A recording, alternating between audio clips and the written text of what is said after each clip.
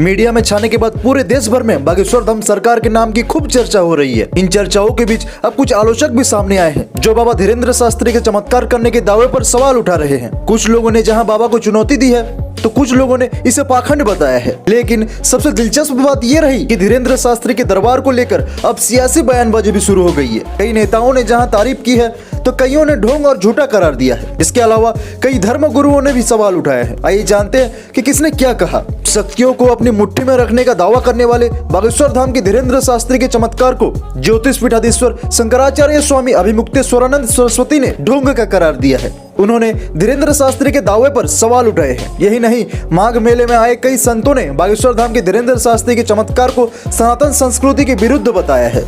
उनका कहना है कि सनातन धर्म कभी पाखंड और अंधविश्वास को बढ़ावा नहीं देता है। उन्होंने कहा कि हम उनके लिए फूल बिछाएंगे अगर वो हमारे मकानों और मठों में आई दरारों को भर दे। इसके अलावा मध्य प्रदेश विधानसभा में नेता प्रतिपक्ष डॉक्टर गोविंद सिंह ने भी बागेश्वर धाम से प्रमाण मांग लिया है। गोविंद सिंह ने पत्रकारों से चर्चा में कहा कि मैं सनातन धर्म में विश्वास करता हूँ, लेकिन पाखंड और ढोंग में नहीं। देश में 80 से 90% सनातनी रहते हैं और सभी पाखंड को ठीक नहीं मानते। जब बाबा को नागपुर की अंधविश्वास उन्मूलन समिति ने शक्तियां प्रमाणित करने की चुनौती दी तो वहां से बाबा भाग गए थे। अगर उनमें सच्चाई है तो जवाब दें और प्रामाणिकता के आधार पर जवाब दें।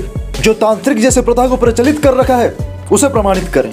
उन्होंने कहा कि वो मंच पर आए और अपना चमत्कार दिखाएं। और संस्थान ने कहा कि अगर धीरेन्द्र शास्त्री ऐसा करते हैं तो उन्हें 30 लाख रुपए दिए जाएंगे। उन्होंने धीरेन्द्र शास्त्री को ठग तक करार दे दिया। इसके अलावा कांग्रेस के कुछ नेताओं ने भी धीरेन्द्र शास्त्री के विरुद्ध टिप्पणी की तो मुख्यमंत्री भूपेश बघेल ने सगी हुई प्रतिक्रिया दी।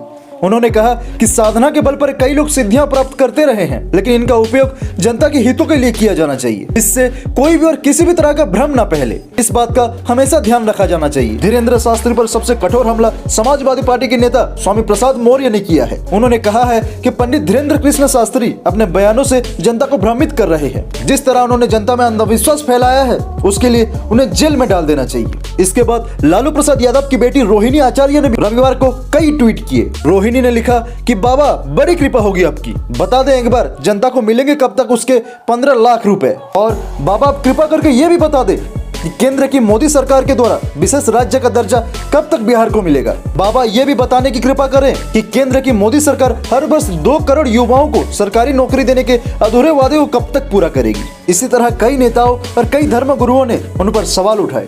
आई होप कि अब तक आप समझ गए होंगे धीरेन्द्र शास्त्री के सच्चाई के बारे में।